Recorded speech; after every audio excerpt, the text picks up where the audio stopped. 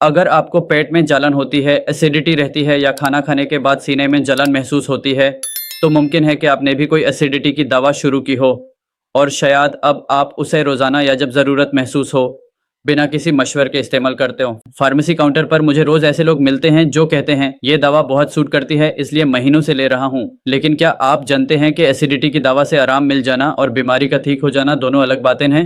Pharmacist की हैसियत से आज मैं आपको रिसर्च बेस्ड और ऑथेंटिक मालूमात के साथ बताऊंगा कि एसिडिटी की दवाइयाँ असल में कैसे काम करती हैं, इन्हें लंबे अरसे तक अपनी मर्जी से लेना क्यों ठीक नहीं, लोग सबसे ज्यादा कौन सी गलती करते हैं और वो कौन सी वार्निंग साइंस हैं जिन्हें कभी भी इग्नोर नहीं करना चाहिए। इसलिए वीडियो को आखिर तक जरूर देखिए।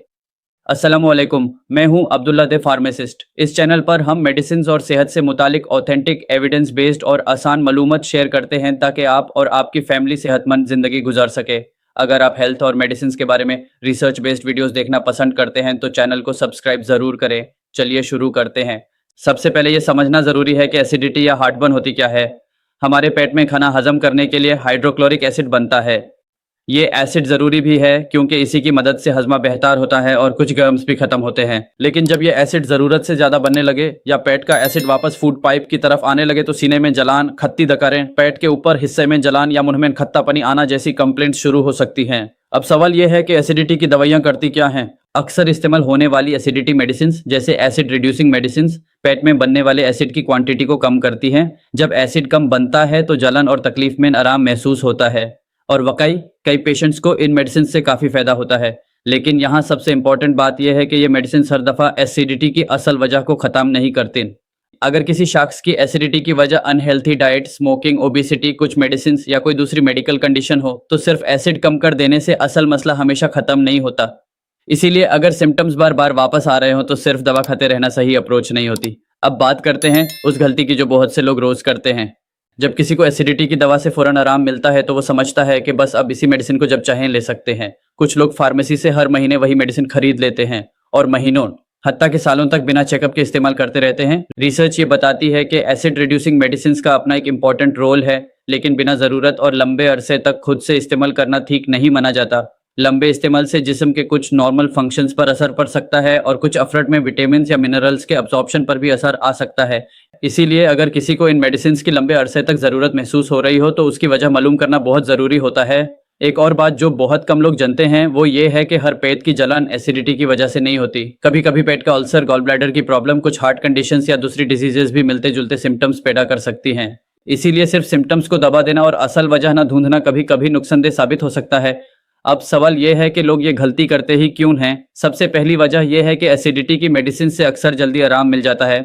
जब पेशेंट को जलन बैंड हो जाती है तो उसे लगता है कि प्रॉब्लम खत्म हो गई है, लेकिन कुछ दिन बाद सिम्टम्स दोबारा शुरू हो जाते हैं और वो फिर वही मेडिसिन ले लेता है। धीरे धीरे ये एक रूटीन बन जाता है। दूसरी वजह हमारी रोजमर्रा की लाइफस्टाइल है। तेज मसाले, ऑयली फूड्स, बहुत ज्यादा चाय या coffee, carbonated drinks, late night dinner, खाना खाकर फौरन लेट जाना और स्मोकिंग जैसी आदतें एसिडिटी को बढ़ा सकती हैं। लेकिन इन आदतों को बदलने के बजाय लोग सिर्फ मेडिसिन पर डिपेंड करना शुरू कर देते हैं। तीसरी वजह सोशल मीडिया और दूसरों की एडवाइस है। कोई दोस्त कहता है, मुझे इस दवा से फायदा हुआ था, तुम भी यही ले लो। लेकिन हर पेशेंट की कंडीशन अलग होती है। जो मेडिसिन किसी एक शख्स के लिए मुनासिब है, ज़रूरी नहीं कि हर किसी के लिए भी वही सही हो। अब बात करते हैं उन वार्निंग साइंस की जिन्हें कभी भी इग्नोर नहीं करना चाहिए। अगर आपको हफ्ते में बार बार एसिडिटी की मेडिसिन की ज़रूरत पड़ रही हो, सिम्टम्स महीनों तक चल रहे हों, निगलने में मुश्किल हो, खाना गले में नतकता महसूस हो, बिना वजह वेट कम हो रहा हो, बार बार उल्टी हो रही हो, उल्टी या स्टूल में खून नज़र आए, शेडिड पेट दर्द हो या सीने का दर्द हो जो एसिडिटी जैसा लग रहा हो लेकिन अनयूजुअल हो, तो ऐसी सूरत में सिर्फ मेडिसिन खाते रहना ठीक नहीं। इन सिम्टम्स की प्रॉपर मेडिकल असेसमेंट ज़रूरी होती है। याद रखिए, हर चेस्ट बर्निंग एसिडिटी नहीं होती। कभी कभी दिल की कुछ प्रॉब्लम्स भी मिलते जुलते सिम्टम्स दे सकती हैं। इसीलिए अनयूजुअल या सीवियर सिम्टम्स को हमेशा संजीदगी से लेना चाहिए। अब सवाल ये है कि सही अप्रोच क्या है। सबसे पहले अपनी लाइफस्टाइल को देखिए। अगर आप रोज ऑयली और स्पाइसी फूड खा रहे हैं, बहुत ज़्यादा चाय या कॉफ़ी पी रहे हैं, स्मोकिंग करते हैं या खाना खाकर फ़ौरन लेट जाते हैं, तो इन आदतों में तब्दीली लाना बहुत ज़रूरी है। छोटे मील्स खाना, रात का खाना सोने से कुछ घंटे पहले खाना, हेल्थी वेट मेंटेन करना और ट्रिगर फूड्स को पहचान कर उनसे बचना कई लोगों में एसिडिटी को कम कर सकता है।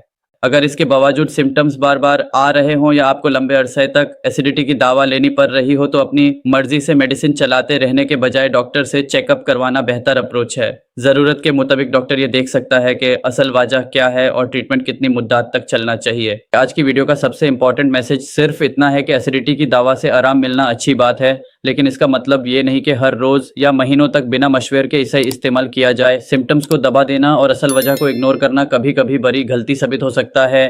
अगर आपको ये वीडियो इन्फॉर्मेटिव लगी हो तो इसे लाइक ज़रूर करें और अपने घर वालों और दोस्तों के साथ शेयर करें, क्योंकि एसिडिटी की मेडिसिन लगभग हर घर में इस्तेमाल होती हैं और इनका सही इस्तेमाल हर किसी को मालूम होना चाहिए। और अगर आप मेडिसिन और डिजीजेस के बारे में इसी तरह की ऑथेंटिक और रिसर्च बेस्ड वीडियोस देखना चाहते हैं तो चैनल को सब्सक्राइब करना ना भूलिए। ये वीडियो सिर्फ हेल्थ अवेयरनेस के लिए है। किसी भी एसिडिटी की दवा को लंबे अरसे तक शुरू रखने, बैंड करने या उसमें तब्दीली करने से पहले अपने डॉक्टर या फार्मासिस्ट की राय ज़रूर लें। मैं हूँ अब्दुल्ला द फार्मासिस्ट। अल्लाह हाफिज़।